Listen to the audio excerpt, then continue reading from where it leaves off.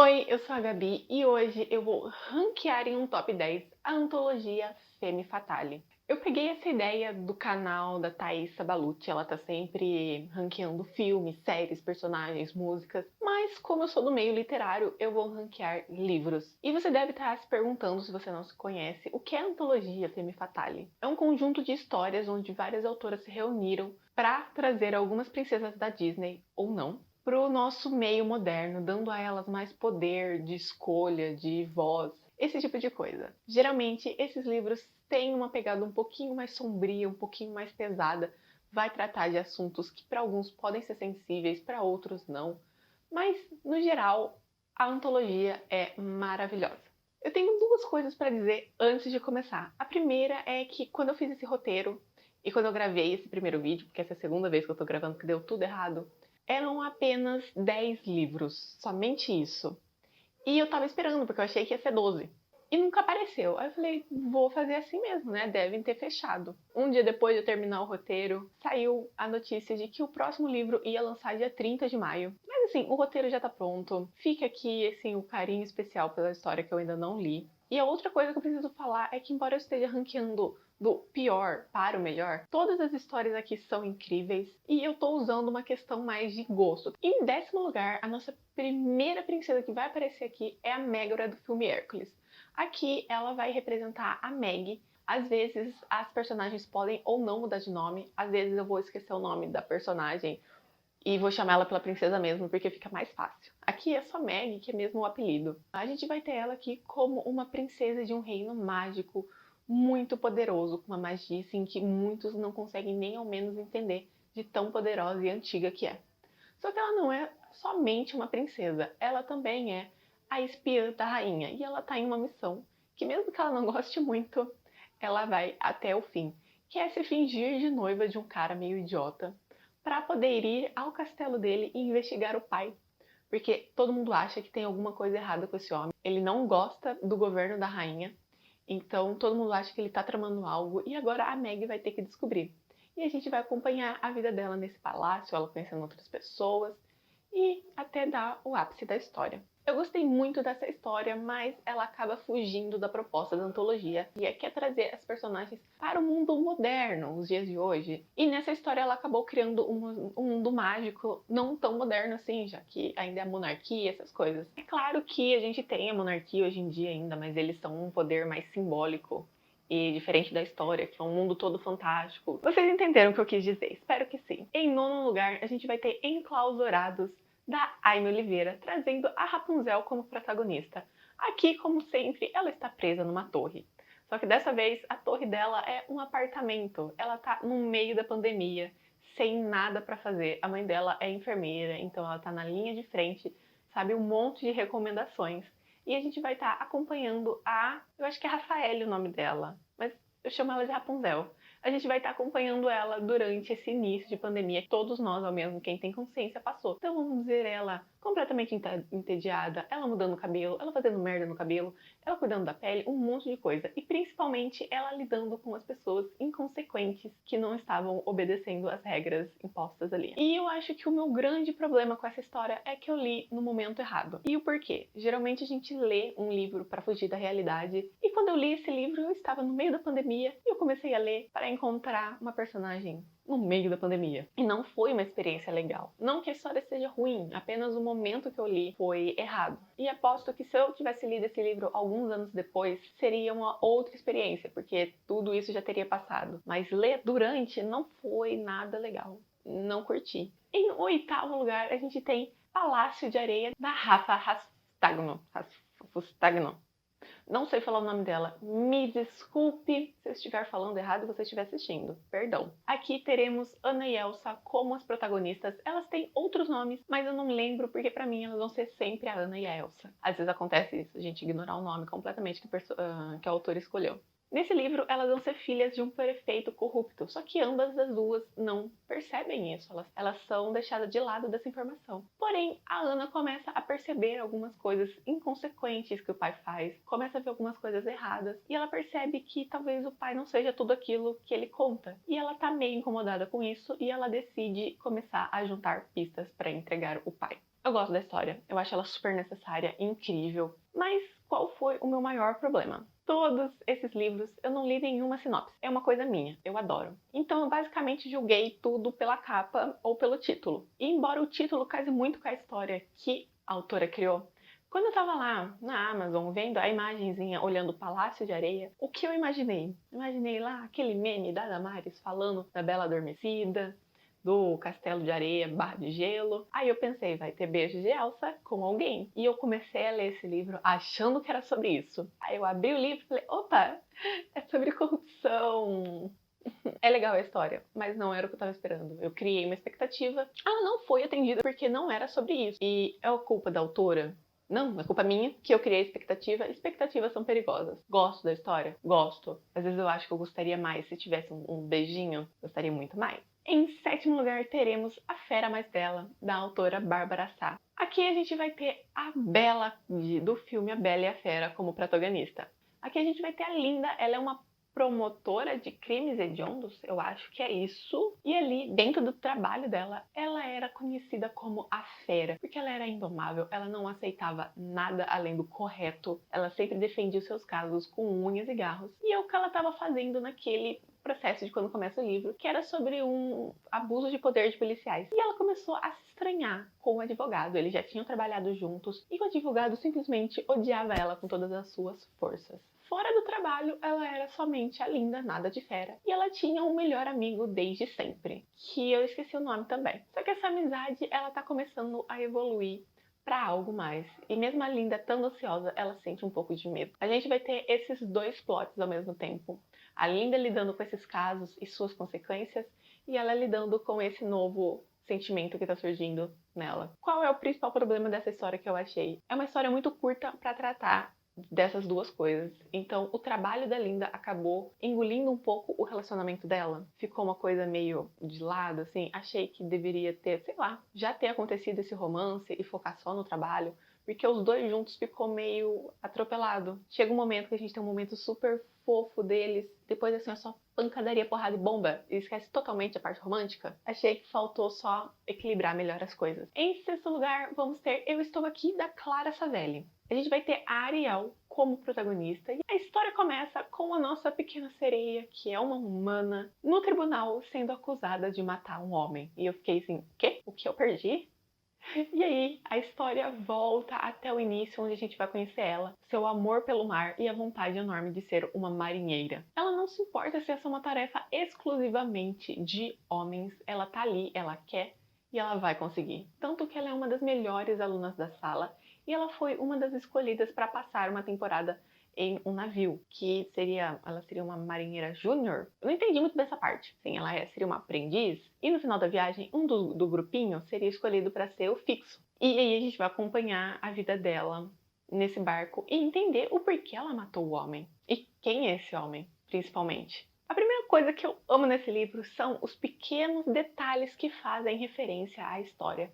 Nada muito escrachado, então se você não conhece bem a história, alguns detalhes vão passar muito despercebidos. É uma história um pouco pesada, vai tratar de assuntos pesados que podem ser gatilho para algumas pessoas, mas é tratado de uma forma muito responsável. Esse livro conseguiu uma coisa que nenhum livro jamais conseguiu, que foi me fazer chorar de raiva. Assim, um choro de muita raiva. Eu tava lendo um discurso e eu comecei a chorar de ódio, porque eu sabia que aquilo era real. Mesmo estando num livro, eu sabia que isso acontecia. E eu comecei a chorar muito. Então, basicamente, esse livro é muito bom. Vai mexer com o seu coração, com os seus sentimentos, vai te dar raiva.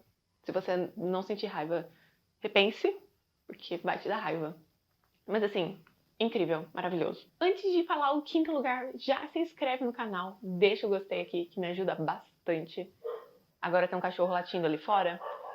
Então, os pinchers do vizinho começaram também. E agora está uma cafonia de cachorro. Pelo menos o meu não tá quase latindo, né? Pelo menos isso. Ignorando completamente a cafonia de latidos que está na minha rua, vamos para o quinto lugar, A Descoberta da Jana, da Lola Salgado. Aqui a gente vai ter a Jane de Tarzan.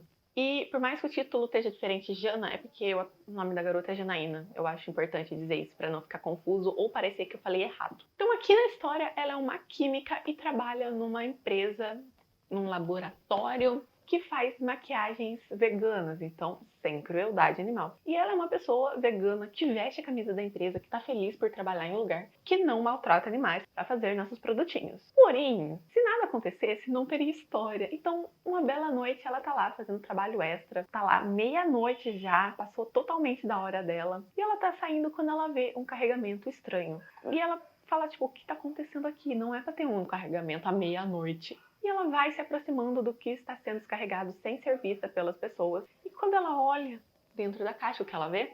Vários coelhinhos fofinhos, branquinhos de olho vermelho. E aí ela tem um baque, ela percebe que essa empresa é fajuta, que não tá realmente fazendo o que fala. E ela percebe que ela tem que dar um jeito de resolver isso. E para isso ela vai pedir ajuda de um carinha que eu não lembro o primeiro nome, mas o sobrenome é Clayton, o que eu achei muito estranho. Fazer referência pro Tarzan usando o nome do vilão, embora eu sei que no livro original, Clayton e Tarzan são parentes.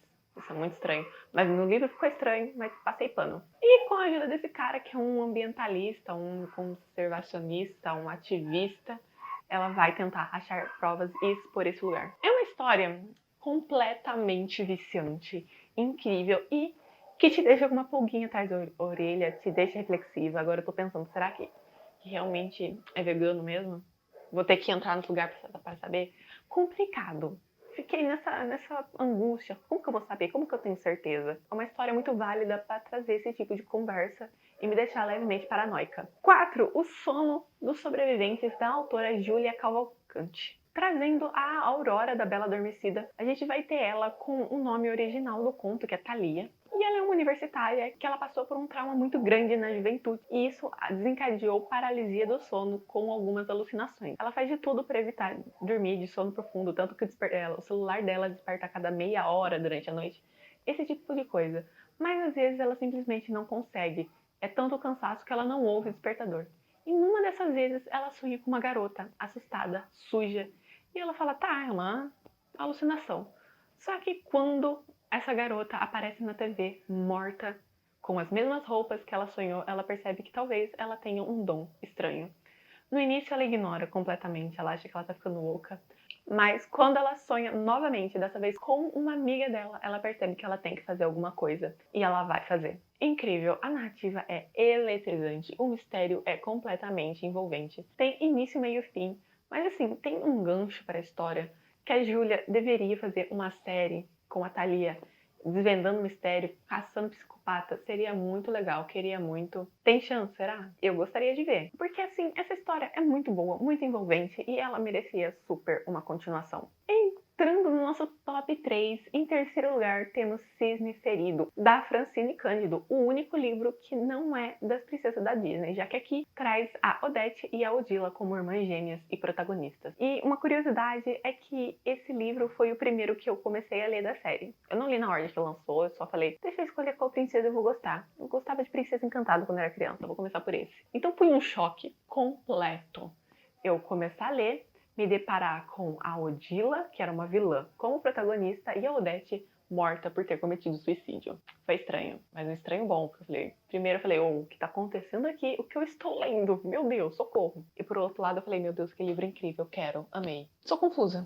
Aqui a gente vai ter a Odila tentando superar a morte da irmã gêmea, ao mesmo tempo que ela começa a perceber alguns sinais de que talvez a irmã dela não tenha cometido suicídio, mas sim sido assassinada para encobrir alguma coisa que ela estava investigando. E aí começa uma corrida contra o tempo da irmã tentando achar todas as pistas que a Odete deixou para trás. E assim, uma história maravilhosa, incrível, eletrizante essa investigação. Você tá sempre querendo saber quem é o culpado, o que a pessoa fez, o que aconteceu com a Odete, que ela tava assim, louca às vezes. História assim, maravilhosa. Foi um baque começar com esse livro? Foi um baque começar com esse livro. Mas eu já percebi qual seria o tom da antologia, porque muitas dessas histórias que eu tô falando trata de coisas extremamente pesadas. Vai ser gatilho para muita gente. Agora, em segundo lugar, a gente vai ter o livrinho mais leve de toda a antologia, A Filha Ideal da Ione Simões, trazendo a Jasmine como protagonista. Aqui o nome dela muda para Yasmin. Ela é uma cantora extremamente famosa. O pai dela é um empresário super top do Brasil, que ele é conhecido como o sultão da música. Então, sim, carreira tá garantida. Ela é a diva pop brasileira na história. Porém, algo falta a ela. Liberdade. Liberdade para ser quem ela quer, para ir onde ela quer, já que ela tá presa numa gaiola dourada e o pai nem mesmo deixa ela escolher as músicas que ela quer cantar. Até que um dia ela decide fugir, então ela compra um disfarce, coloca uma peruca, óculos e vai para um bar onde vai ter um show de talentos. Ela não vai participar, obviamente, só vai assistir. E é ali que ela conhece o Ailin, nome difícil, que é um artista independente tentando ganhar a vida e ela se apaixona completamente. E aí ela vai estar começando essa vida dupla entre a diva pop e fingir que não é uma diva pop, e é uma história incrível. É a mais leve de toda a antologia, é muito gostosa. A narrativa da Yoni é extremamente viciante. Eu li em um dia.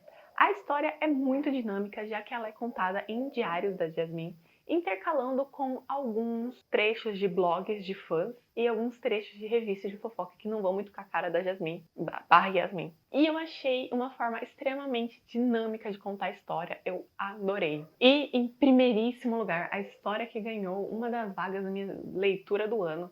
Novamente, uma história totalmente pesada, para mim a mais pesada de toda a história. Temos Entre a Cruz e a Espada, da Igraine Marx, onde a gente vai ter a Esmeralda de O Corcunda de Notre Dame como protagonista. E ela vai se envolver com o quê? Com a igreja. Esmeralda é uma bailarina brasileira e pela primeira vez ela tá indo fazer uma turnê, uma apresentação, um recital.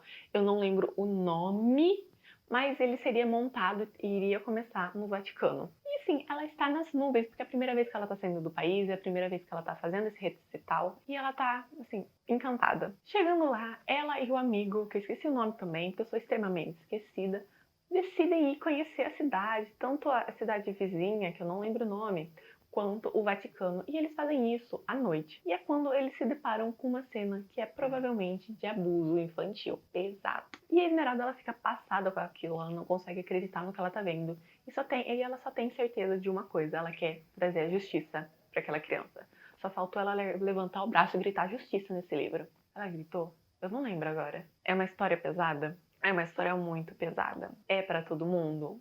Não é para todo mundo, mas é incrível. Meu Deus, a forma que ela escreveu esse assunto polêmico é maravilhoso, envolvente. Eu li em um dia, precisei de algumas pausas entre as leituras.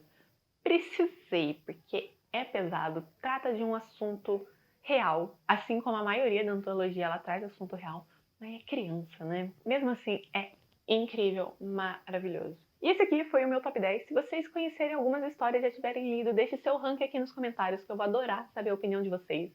Se vocês gostaram do vídeo, deixa o gostei, me ajuda bastante. Se inscreve no canal para ter mais vídeos como esse. Eu quero cada vez mais trazer esses rankings de vez em quando com séries que eu li. Então, se você gostou, também deixa nos comentários. Me indica séries de livros que eu possa fazer, desde que eu tenha lido. E compartilhe esse vídeo com um amigo que ama leitura, que você acha que vai gostar de conhecer essas histórias. E me segue no meu Instagram, que eu tô sempre postando sobre livros, sobre escritas. Até o próximo vídeo. Tchau!